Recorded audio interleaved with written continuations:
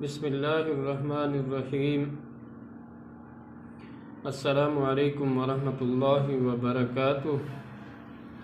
آج ہم آپ کی خدمت میں پھر حاضر ہیں ایک حکایت کے ساتھ، جس کا عنوان ہے قرآن مجید اور مسلمانوں کی حالت۔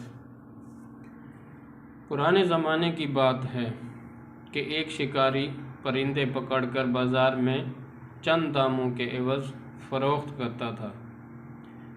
ایک دن اس بازار میں ایک نیک دل آدمی کا گزر ہوا تو اس نے سوچا کہ ان آزاد پرندوں کو قید کرنا تو بہت بڑا گناہ ہے، اس لیے اس نے ان پرندوں کو آزاد کرنے کا سوچا اور شکاری سے سارے پرندے خرید لیے۔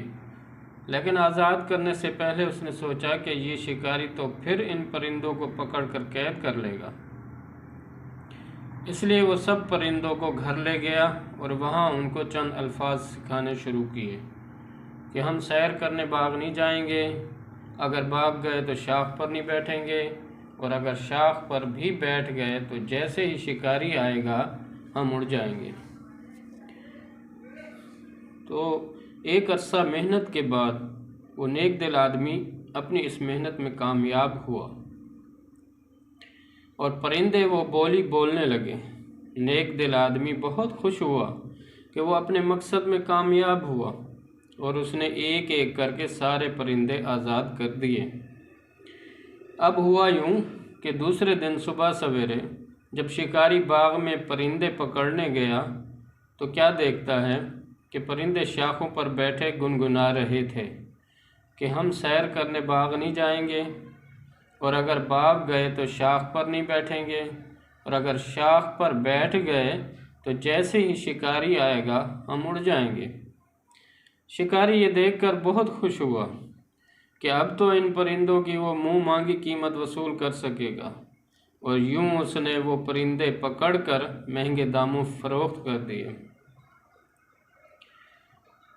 پرندوں نے تو صرف الفاظ رٹ لیے تھے، ان کو کیا معلوم تھا کہ باغ کیا چیز ہے، شاخ کیا ہوتی ہے، اور شکاری کس بلا کا نام ہوتا ہے، اور اڑنا کسے کہتے ہیں۔ ہم مسلمانوں کا بھی آج کل یہی حال ہے۔ قرآن کو تو ہم سمجھتے نہیں تو سینوں میں کیسے اترے گا؟ بس رٹے رٹائے الفاظ ہیں جسے ہم نماز میں پڑھتے ہیں، برکت کے لیے پڑھتے ہیں، مصیبت کے آنے پر اور سفر پر جانے سے پہلے اور رمضان کے روزوں میں خالص ثواب کی نیت سے ہم ان رٹے ہوئے الفاظ کا ورد کرتے ہیں۔